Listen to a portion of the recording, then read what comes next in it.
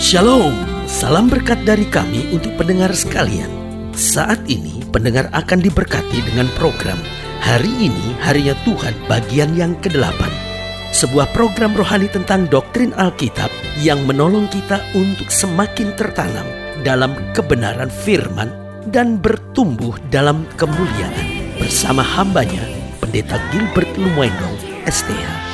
Banyak orang merasa doktrin Alkitab sebagai sesuatu yang membingungkan. Tetapi tahukah saudara bahwa doktrin Alkitab intinya adalah memahami Alkitab dengan benar, dengan pemahaman yang sistematis, sehingga kita terus dapat tertanam di dalam kebenaran firman, sehingga kita terus bertumbuh di dalam kemuliaan Allah. Buka hati saudara sekalian untuk menerima berkat-berkat firman. Seringkali kita terhambat dalam menerima segala berkat dan mujizat Allah adalah karena kita tidak merendahkan diri di hadapan Tuhan. Karena kita terlalu angkuh, kita terlalu sombong, kita selalu merasa diri yang lebih hebat dari segalanya. Tetapi kalau saja kita mau merendahkan diri, sebetulnya Tuhan cari cuma itu. Ketika kita merendahkan diri, pasti Tuhan tinggikan. Karena saya pelajari mengapa orang seringkali tidak mau merendahkan diri, karena ketidakmengertian kita akan keindahan hidup dalam Tuhan. Kita pikir, waduh, kalau hidup dalam Tuhan ini nggak boleh, itu nggak boleh. Jadi kita anggap tuh hidup dalam Tuhan tuh berat gitu. Hidup dalam Tuhan tuh sukar gitu. Padahal Alkitab berkata, pikul kuk yang kupasang, sebab bebanku pun ringan. Nah, saudara tuh yang kasih dalam Tuhan. Justru yang dunia tawarkan itu yang berat. Tahukah saudara, hidup dalam dosa itu kelihatannya tertawa untuk sesaat, tetapi ujungnya kita masuk dalam trap, dalam jebakannya iblis, saudara. Lihat orang yang hidup dengan narkoba, awalnya merasa enak, bisa fly, ya kan? Bisa nikmati segalanya. Tapi lihat waktu udah ikatan masuk, lama-lama masuk rumah sakit jiwa, saudara-saudara, atau enggak mati langsung. Iya kan? Kenapa? Lihat aja yang udah OD begitu kan. Lihat, sebagai hamba Allah saya cuma mau bilang sama saudara, lihat orang-orang yang berzina, dia merasa hidup bebas, bisa buat apa saja, senang-senang. Iya, tapi lama-lama hidupnya hancur, dan lihat keluarganya berantakan habis-habisan, saudara. Masa depannya tidak jelas sama sekali. Makanya saya mau ingatkan, kita perlu merendahkan diri di hadapan Tuhan. Kenapa? Karena hidup dalam Tuhan itu indah. Hidup dalam Tuhan itu penuh dengan sukacita, penuh dengan mujizat, penuh dengan keajaiban-keajaiban yang luar biasa. Yang kedua saya pelajari, kenapa seringkali kita tidak mau merendahkan diri di hadapan Tuhan? Karena ketidakmengertian kita bahwa kita ini dikasihi Tuhan. Kita selalu pikir, saya ini udah berdosa, saya ini udah salah, saya udah buat hal yang menyakitkan hati Tuhan, pasti Tuhan akan pukul saya, hajar saya. Saudaraku yang kasih dalam Tuhan, Alkitab berkata, barang siapa ku kasih, ya ku hajar dan ku tegur. Tuhan memang pukul, tapi Tuhan yang mukul kita adalah Tuhan yang merangkul kita juga. Jadi sebagai hamba Allah saya mau ingatkan buat saudara, kita dikasihi oleh Tuhan. Karena itu mari kita datang merendahkan diri di hadapan Tuhan, supaya Tuhan bisa angkat dan bela kita senantiasa. Yang ketiga saya pelajari, kenapa kita tidak mau merendahkan diri di hadapan Tuhan? Karena ketidakmengertian kita akan jahatnya dosa. Dosa ini awalnya kelihatannya boleh saja enak, tetapi jahatnya luar biasa, saudara-saudara. Lihat suami-suami yang berzina, berselingkuh, apa akibatnya? Rumah tangganya berantakan, anak-anaknya terkena roh-roh perzinahan, sehingga yang terjadi adalah seluruh keluarga itu berantakan habis, saudara-saudara. Sebagai hamba Allah saya mau bilang, dosa itu jahat, saudara-saudara. Dosa itu awalnya nikmat, tapi ujungnya serigala yang menakutkan. Karena itu sebagai hamba Allah saya mau ingatkan, jangan tertipu. Sebagai hamba Allah saya mau tekankan lagi, mari dekat sama Tuhan, karena cuma dekat dengan Tuhan jiwa kita tenang. Yang keempat saya pelajari, kenapa seringkali kita sulit untuk merendahkan diri di hadapan Tuhan? Karena ketidakmengertian kita bahwa kesenangan daging itu sifatnya sementara. Saudaraku yang kasih dalam Tuhan, daging itu sifatnya sementara. Karena apapun yang dunia tawarkan, sebetulnya itu adalah kopinya saja. Itu sebetulnya hanyalah palsunya saja. Itu sebabnya hanya penyamaran iblis saja. Alkitab kan sudah bilang, iblis menyamar sebagai malaikat terang. Karena itu, iblis senang menawarkan hal-hal yang kelihatannya baik, kelihatannya enak, kelihatannya indah, tetapi semua sifatnya sementara. Kenapa? Karena itu cuman palsunya, karena itu cuman imitasinya belaka. Tetapi waktu kita merendahkan diri di hadapan hadapan Tuhan, kita lihat betapa indahnya hidup dalam Tuhan, betapa kita dikasihi oleh Tuhan, betapa nikmatnya kebenaran itu, dan akhirnya kesenangan sorgawi sifatnya kekal. Haleluya. Selamat datang dalam program kita hari ini, Harinya Tuhan, sebuah program rohani yang kembali mengingatkan kepada kita betapa pentingnya kita menjadikan firman Tuhan sebagai dasar keseharian hidup kita. Karena selama kita jadikan firman Tuhan sebagai dasar keseharian hidup kita, langkah-langkah ke depan kita penuh dengan kepastian, kemenangan, berkat, mujizat, dan perkara-perkara besar. Haleluya. Dan dalam program ini kita sedang membahas tentang tidak merendahkan diri, karena kunci hidup ini sebetulnya yaitu merendahkan diri. Kalau saja kita mau merendahkan diri, Tuhan pasti meninggikan kita tepat pada waktunya. Haleluya.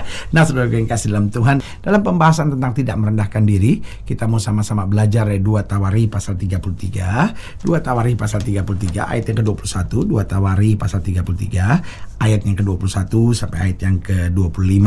2 Tawari 33 ayat 21 sampai 25 di bawah judul perikop Raja Amon. Demikianlah firman Tuhan. Amon berumur 22 tahun pada waktu ia menjadi raja, dan 2 tahun lamanya ia memerintah di Yerusalem. Hanya 2 tahun ia memerintah. Kenapa? Ayat 22 dikatakan, ia melakukan apa yang jahat di mata Tuhan, seperti yang dilakukan Manasye ayahnya. Amon mempersembahkan korban kepada patung yang dibuat Manasye ayahnya, dan beribadah kepada patung-patung itu. Tetapi ia tidak merendahkan diri di hadapan Tuhan seperti Manasye. Manasye boleh tadinya salah, Manasye boleh tadinya berdosa, Manasye boleh tadinya jahat, Manasye boleh tadinya melanggar firman. Tetapi Manasye kemudian merendahkan diri dan Tuhan mengampuni. Tetapi apa yang terjadi dengan Raja Amon? Ayat 23 ini jelas, ia tidak merendahkan diri di hadapan Tuhan seperti Manasye ayahnya. Merendahkan diri, malah Amon makin banyak kesalahannya. Maka pegawai-pegawainya mengadakan persepakatan melawan dia dan membunuhnya di istananya. Bayangkan, pegawainya bunuh dia. Kenapa? Karena dia tidak mau merendahkan diri di hadapan Tuhan. Ayat 25, tetapi rakyat negeri itu membunuh semua orang yang mengadakan persepakatan melawan Raja Amon, dan rakyat negeri itu mengangkat Yosia anaknya menjadi raja menggantikan dia. Saudaraku, kekacauan besar terjadi hanya kenapa? Karena dia tidak mau merendahkan diri. Hidup ini bukan soal saya salah atau tidak salah. Hidup ini bukan soal saya berdosa atau tidak berdosa. Hidup ini bukan soal saya keliru atau saya tidak pernah keliru. Kita manusia biasa, bisa saja berdosa, bisa saja salah, bisa saja keliru. Tetapi kuncinya cuma sederhana, kita harus merendahkan diri di hadapan Tuhan. Pertanyaannya, bagaimana supaya kita bisa merendahkan diri? Saya catat di sini beberapa hal penting. Kita baru bisa merendahkan diri di hadapan Tuhan. Yang pertama, jika kita hidup dalam iman. Kalau kita cuma hidup dalam perasaan, kita cuma hidup dalam logika, kita nggak bisa merendahkan diri. Karena perasaan dan logika selalu membuat kita berpikir, saya benar, saya sudah buat yang terbaik, saya sudah begini, saya sudah begini, saya sudah begini, saya sudah begini. Tetapi kalau kita hidup dalam iman, kita tahu lepas daripada benar atau salah. Tetapi saya tetap harus merendahkan diri. Tanpa Tuhan saya nggak bisa buat apa-apa. Segala yang Tuhan izinkan terjadi pasti yang terbaik. Saudaraku yang kasih dalam Tuhan, kita harus hidup dalam iman. Makanya Alkitab berkata orang benar akan hidup oleh iman. Karena orang-orang yang hidup dalam iman adalah orang-orang yang merendahkan diri di hadapan Tuhan. Dia mengerti tanpa Tuhan dia gak bisa buat apa-apa. Dia mengerti betul di luar Tuhan dia binasa. Dan dia mengerti betul tanpa Tuhan dia sengsara. Tetapi dengan Tuhan kita akan lakukan perkara-perkara yang gagah perkasa. Haleluya. Jadi kita bisa merendahkan diri di hadapan Tuhan. Yang pertama, jika kita hidup dalam iman. Dan yang kedua, jika kita mau selalu menyenangkan hati Tuhan. Aduh saudara, kalau kita cuma ingin kaya, kita ingin sukses, kita ingin berhasil, kita gak akan pernah merendahkan diri. Kalau perlu kita akan protes sama Tuhan. Tuhan kenapa gak begini? Tuhan kenapa gak begini? Tuhan kenapa gak begini? Tetapi sebaliknya, waktu kita selalu mau rindu menyenangkan hati Tuhan, maka kita merendahkan diri di hadapan Tuhan. Kita cari wajah Tuhan, kita minta petunjuk Tuhan, kita minta tuntunan Tuhan, sehingga kita boleh selalu ada di jalan-jalan yang menyenangkan hati Tuhan. Karena itu saudaraku yang kasih dalam Tuhan, kenapa kita gak belajar untuk merendahkan diri di hadapan Tuhan? Mungkin kau sedang disakiti orang, mungkin kau sedang dikecewakan orang, mungkin kau sedang menghadapi masa-masa yang sukar, mungkin kau sedang merasa gagal, mungkin kau sedang merasa semua pintu di depanmu tertutup. Ayo belajar, jangan salahkan mertua, jangan salahkan tetangga, jangan salahkan ipar, jangan salahkan orang tua yang bercerai, jangan salahkan apa-apa, tetapi mulai belajar merendahkan diri di hadapan Tuhan dan coba senantiasa menyenangkan hati Tuhan. Engkau akan kagum melihat jalan-jalan yang dibukakan Tuhan luar biasa. Jadi kita bisa merendahkan merendahkan diri di hadapan Tuhan jika yang pertama kita hidup dalam iman. Yang kedua, jika kita mau selalu menyenangkan hati Tuhan. Yang ketiga, jika kita rindu dipakai oleh Tuhan. Ini penting sekali. Banyak orang cuma pengen kaya, saudara-saudara, tetapi jarang mau dipakai oleh Tuhan. Seringkali kita cuma mau pakai Tuhan untuk kepentingan kita, tetapi mari kita belajar dipakai Tuhan. Dipakai Tuhan artinya disuruh apapun mau. Itu sebab Yesus berkata, biar bukan kehendakku yang jadi, melainkan kehendak-Mu yang terjadi. Itu orang yang siap dipakai oleh Tuhan. Saudaraku yang kasih dalam Tuhan, banyak orang konsepnya dipakai Tuhan, berarti saya jadi pendeta. Dipakai Tuhan berarti saya tumpang tangan buat yang sakit, saya sembuh. Tidak. Dipakai Tuhan artinya apa aja yang Tuhan suruh saya kerjakan. Kalau saya disuruh Tuhan untuk menumpangkan tangan buat yang sakit, itu yang saya kerjakan. Kalau saya disuruh Tuhan untuk melayani, itu yang saya kerjakan. Kalau Tuhan suruh saya untuk berbuat, itu yang saya buat. Kenapa? Karena kita cuma rindu dipakai Tuhan. Sama seperti sebuah palu ketika dipakai oleh tukang kayu untuk buat apapun. Palu itu, martil itu tidak bisa berbuat apa-apa, karena segala hal yang baik yang dibuat melalui palu itu, tetap yang mendapat pujiannya adalah siapa? Si tukang kayu itu. Begitupun kita kalau dipakai Tuhan gak bisa sombong, tetapi sadar ya semua dan semua karena anugerah Tuhan. Jadi kita bisa merendahkan diri jika yang pertama kita hidup dalam iman. Yang kedua, jika kita mau selalu menyenangkan hati Tuhan. Yang ketiga, jika kita rindu dipakai Tuhan. Dan yang keempat, jika kita selalu menjadikan Yesus sebagai segala-galanya dan satu-satunya. Kalau kita menjadikan Yesus segala-galanya buat hidup kita, impian kita, tujuan hidup kita, sumber semangat kita, alasan sukacita kita.